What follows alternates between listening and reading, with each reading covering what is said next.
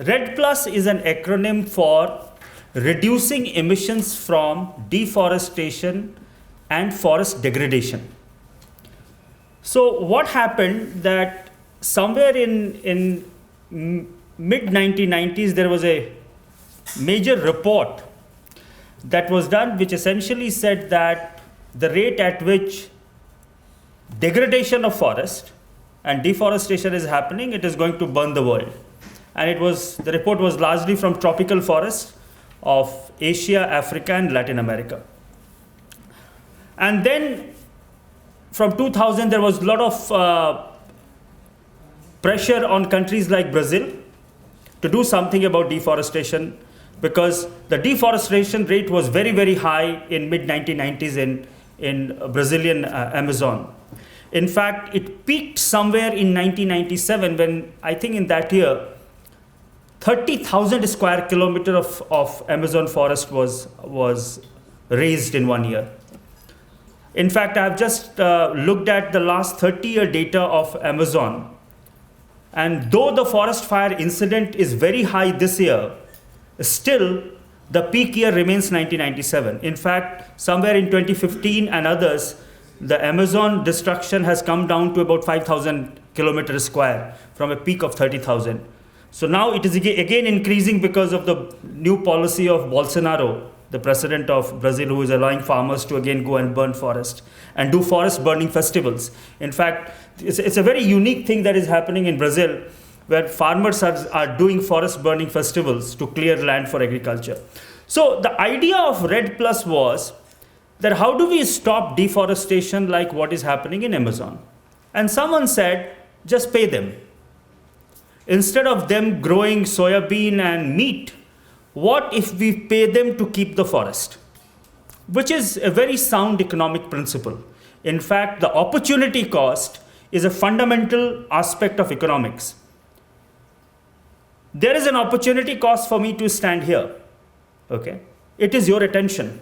There is an economic value to that. If I start valuing the intangible, there is an opportunity cost for everything that we do. So there is an opportunity cost not to cut forest, and someone should pay for it. In India, for example, we recognize it as part of our finance allocation to state. I don't know, you know it or not, but 7.5% of allocation to state from the central pool under the Finance Commission go in terms of how much forest you have. So Uttarakhand gets a lot of money for protecting. If it wants to protect its forest, it will get significant amount of money because it has forests. So opportunity cost was the fundamental aspect of RED Plus when it was being discussed. As I started by saying that between 1919 and 2015, the world lost 129 million hectares of tropical forest, which is about, let me call it 50,000 square kilometer every year. That is the rate at which the world lost tropical forest between 1990. And if that trend continues, we are going to double that loss, and which will lead to huge amount of carbon emissions. If we reduce tropical deforestation, we can actually solve 20% of greenhouse gas emissions. 20% of emissions can be reduced if we deal with the tropical forest issue. And therefore, RED Plus was conceptualized to reduce deforestation and forest degradation. Now, just to tell you, RED Plus was institutionalized in 2007, and it is a very elaborate process. The process, first, a country has to become ready for RED Plus. For example, being ready for RED Plus means that you should have satellite technology and other technology to measure how much forest you have in the beginning, to keep measuring it every year, whether you are cutting or not cutting, because there is huge leakages that will happen. So the first part of RED Plus is to make a country ready for RED Plus. Then you will get money so that proper accounting can happen, whether the carbon is being stored or enhanced, those kind of things. Now, as things stand today, there are more than 50 countries which are involved in RED Plus. There are 50 plus countries. And they are primarily being funded by bilateral and multilateral agencies. In fact, largely by Scandinavian countries. Norway is the biggest funder for RED Plus. In fact, Norway started a fund called as the Amazon Fund in Brazil to pay for, to pay so that the deforestation doesn't happen in Brazil. And there are more than 300 REDD Plus projects right now, ranging from few hundred hectares to even few thousand hectares. I'll come back to that. But the fact is, the amount of money that is required for REDD Plus has never materialized. In fact, at the lower end, you require about $5 billion, which is about 35,000 crore rupees every year. But what you are getting is not even $1 billion, 6,000 crore rupees. So there's a huge gap between what developed countries had promised for reducing deforestation and what they have actually given. In fact, last 3 years has been the worst year for tropical forests in the world. 2016, 17, and 18 has been an increasing trend in terms of deforestation of tropical forest. But despite all the skepticism of REDD Plus when it started in 2007 till 2015, REDD Plus is part of the Paris Agreement. Article 5 of the Paris Agreement says that we will incentivize countries not to cut their forests and to enhance their forest resource. It is part of the Paris Agreement. And that is why if you look at the nationally determined contribution of countries, NDCs are what countries have pledged to do under Paris Agreement. More than 100 countries have said we will do something in forest. More than 100 countries. In fact, India, as you heard, India has said that I am going to sequester 2.5 to 3 billion tons of carbon dioxide. Like that, many African countries, many Latin American and other Asian countries have pledged to do something on forests. Most of them have said we will do afforestation and reforestation. What we did, interestingly, was in 2015, we started a project to understand REDD Plus. And we selected India, Kenya, and Tanzania for our study. And we did a national workshop and an international workshop, as well as a global media fellowship in 2017 to get reportage from the ground in terms of what is happening on REDD Plus in Africa and India. So what I'm going to present to you is about our case study in Africa and India. Now, just to tell you, in India, major deforestation is not a problem. We do not have a case of massive deforestation as it is happening in Brazil right now. But we have a problem of degradation of forest quality. And therefore, as Gitanjay said at one point of time, we have large number of open forest and less amount of dense forest. So our dense forest is getting converted into open forest because of anthropogenic pressure. So that is happening both development as well as because of fuel, wood, forest, fodder and other pressure. Indian government essentially says that our forest is a net sequester of carbon dioxide. But many people have challenged this. This number, which government of India generally puts out, that about 170 million tons of CO2 is sequestered by Indian forest every year. Many people have questioned the methodology. In fact, the UN recently last year had sent a memo to government of India to clarify this number. But according to government, our forest is a net sequester of carbon dioxide. And as I said, forest, we assign 7.5% weightage to determine how much money a state will get from central government if it has more forest. India has legal full-fledged capacity to do REDD Plus, but we have done very few REDD Plus projects. And most of them, if you see, has happened in Meghalaya. In fact, the most celebrated one is a Mawphlong Welfare Society project, which is in East Khasi Hills in Meghalaya in the northeastern part of India. Otherwise, India has not done many REDD Plus projects. We have a REDD Plus strategy, and the key strategy we have is that we want to reduce emission from degradation of forest by providing improved cook stove. So instead of fuel wood, we are saying we will give you gas. We are saying we will increase protected areas for conservation of carbon stock. This is our policy. We will practice sustainable forest management. We will enhance forest carbon by afforestation and reforestation. These are the 4 major strategies that India has given to the international community for REDD Plus. Now coming back to Africa, the 29 African countries who are participating in REDD Plus, one of the problem in Africa is, and I want to go to this graph of these 29 countries who are participating in REDD Plus, the deforestation rate is very high. In fact, the deforestation in western part of Africa, whether you take Guinea or you take Liberia, Ivory Coast, the deforestation rates are very, very high, to the extent of 10%. That is the kind of deforestation that has happened in the last 15, 16 years. So one of the problem in Africa is, and why REDD Plus was at one point of time thought to be important for Africa was because deforestation, unlike India, deforestation rate is very, very high. And there is 136 carbon project, out of which 39 are REDD+ project. Now, here I want to tell you, there's a lot of voluntary carbon project also. So for example, if you take some international airlines, in your ticket, they will charge you $1 extra. I don't know how many of you have noticed it. And they say that we are charging $1 extra because we want to give carbon credit to you. Some of the international airlines have started doing it. Some of the banks have started doing it to offset their emission. They will say that I am protecting forest somewhere else. So there is a voluntary carbon market in forest. And then there is a REDD+ project. In Africa, most of the projects are voluntary carbon projects. So a patch of land is selected and some company will pay to the government to protect that forest and take the carbon credit. This is what is happening. Now, I have already shown you the reason why REDD+ is important. Any forestry project is important for Africa because of the rate at which the forest loss is happening. Now, the tenurial issue. If you compare all developing countries, Africa actually is the worst as far as giving tenurial rights to people is concerned. In fact, in Latin America, today 1/3 of the forest is more or less managed by communities. In whole of Asia, if you take, again 1/3, 32% of Asian forest is managed by community. In Africa, it is less than 7%. So the tenurial reforms have not happened in Africa.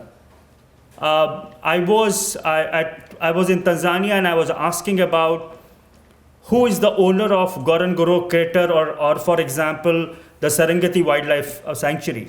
The government has taken over the entire land and has given some rights and a small benefit to the Maasais and actually moved them out of the conservation areas. So one of the things in Africa is that the tenurial reform and ownership over forests has not happened with communities. And it has some implication and I'll come back to that. We basically did 5 case studies. We went to Kasagu corridor in Kenya where the project was 200,000 hectares. It was a huge project, carbon project. We went to Chiuli Hills in Kenya, again 400,000 hectares of forest. These kind of forest is not available in India. These are not the kind of forests. Indian forest will be in maximum 10,000, 12,000, 15,000 hectares at one go, unless until you go into the core protected areas. In Tanzania, we went to a project which was being run by community, Zumita community in Tanzania, which was a small project of about 30,000 hectares. And Aida Valley, again a small project in Tanzania. And then, as I said, we went to see Moflang in East Khasi Hill. So these are the 5 projects we went to see. In Africa, what we found was that the major pressure was on slash and burn cultivation, charcoal production, and unregulated grazing was the pressure that community was putting in these areas where REDD+ was being implemented. There were also cases of forest fire and fuel wood removal in case of India. Wildlife protection in Kenya, for example, in most of the REDD+ project that we saw, in Kenya, for example, the wildlife protected areas were converted into REDD+ project. In Tanzania, local village forests were converted into REDD+ project. Similarly, in India, the project area was actually owned by indigenous community and it was converted into a REDD+ project. So there were different kind of land use where REDD+ project was being implemented. In Kenya, the money was going for forest protection, so the money was directly more or less going to the government, okay, as well as to someone called as ranch owners. Many of this land was owned by large landowners. In Tanzania, money was directly going to the village community. And in case of India, it was again going to the village community for reducing deforestation. What we found was, though carbon credits was being generated, they were not able to sell it.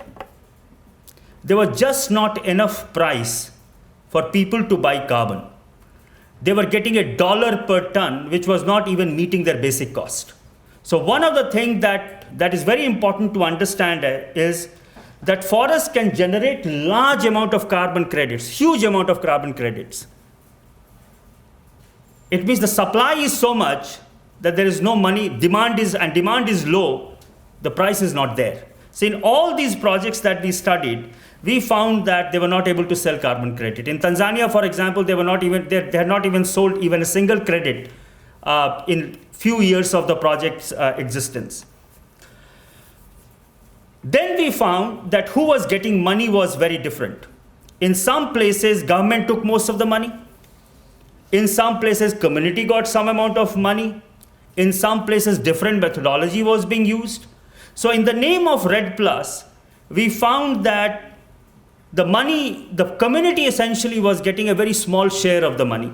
Just give you an example of Kasagao in corridor in Kenya. 1/3 money went to large landowners. Operational cost itself was 50%. So 80% of money went to landowners, large landowners, and to meet the operational costs. And whatever little bit of money was there, it went to the community, which was very little, frankly speaking. In East Khasi Hill, for example, in India, we found that the money largely went for community development project of water infrastructure, for giving LPG connection, etc. So we also found, one, that they were not able to sell carbon credit at the cost that they should be able to sell. But whatever money that was coming in, it was not going to the community in most of the projects. Now, the key conclusion that we arrived as was that in Africa, there was a problem of tenure. People never had tenure, and therefore they were not getting their share. Large landowners were taking all the money. The scope for emission reduction in some of the projects varied from 1 hectare per ton to 9 ton per hectare to 1 ton per hectare to meet the small deforestation drivers. The operational costs were very, very high, from anywhere between 33% to 53%. None of these projects we thought will get replicable because they were meeting certain unique condition. As I said, in Kenya, for example, it was a wildlife sanctuary. So there was already protection infrastructure there. On top of it, REDD+ project was built. We also find conflict with community because community is now not being allowed to graze that land, which was their traditional right at one point of time, and neither they are being compensated for that. So there was a conflict which was very clear. In India, we found that while the project was saying, I'm not going to burn my forest for charcoal, they were burning someone else's forest for charcoal.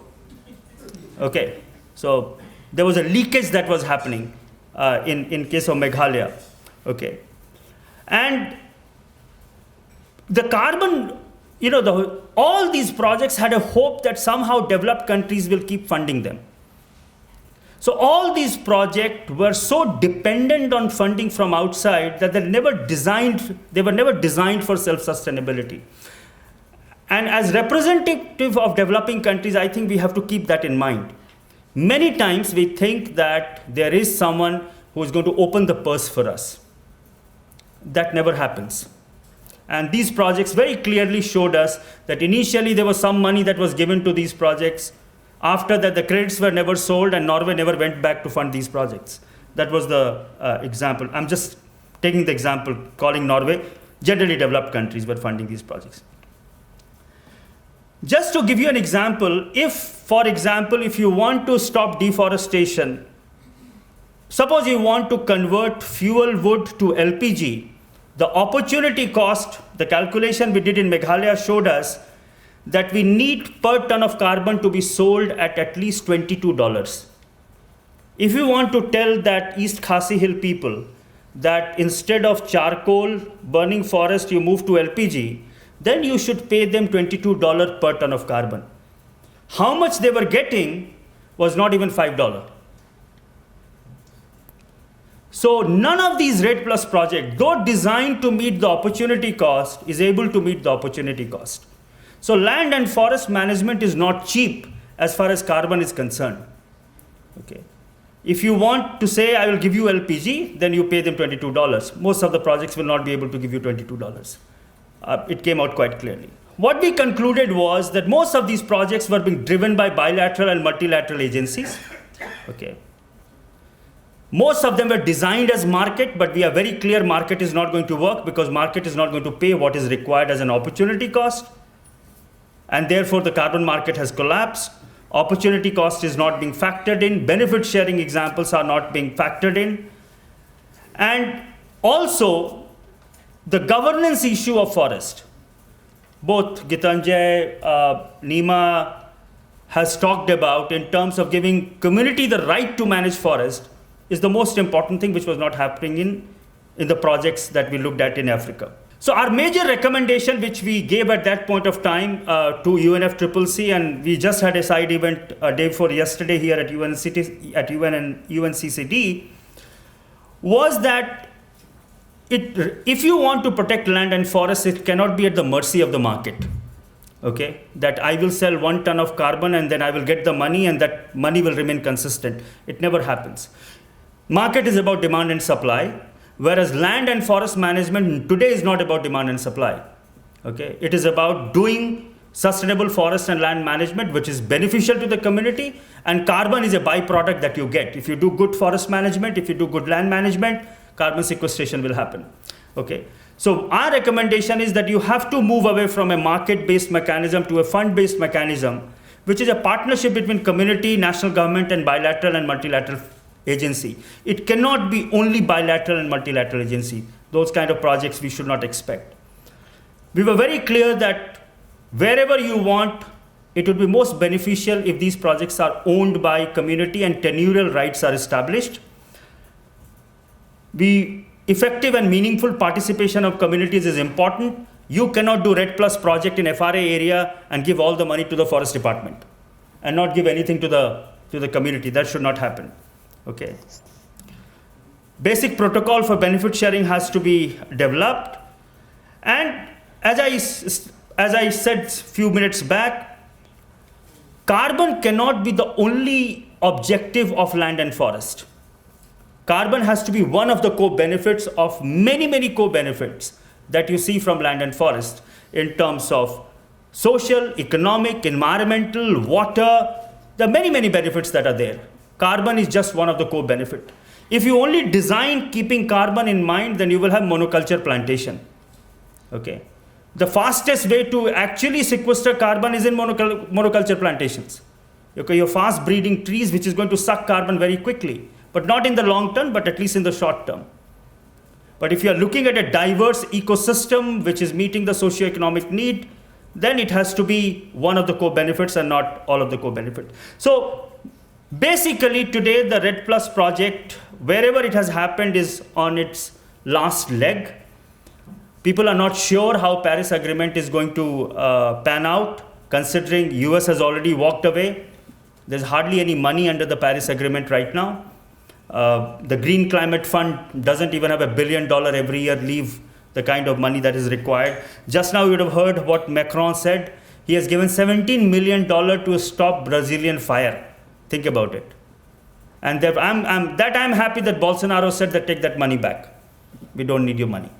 Okay, but today we need a new global cooperative mechanism to address forestry issues, which is not there in REDD+. So our recommendation is maybe you should get rid of REDD+ and come out with a new cooperative mechanism, which will deal with the complexity that is there in land and forest.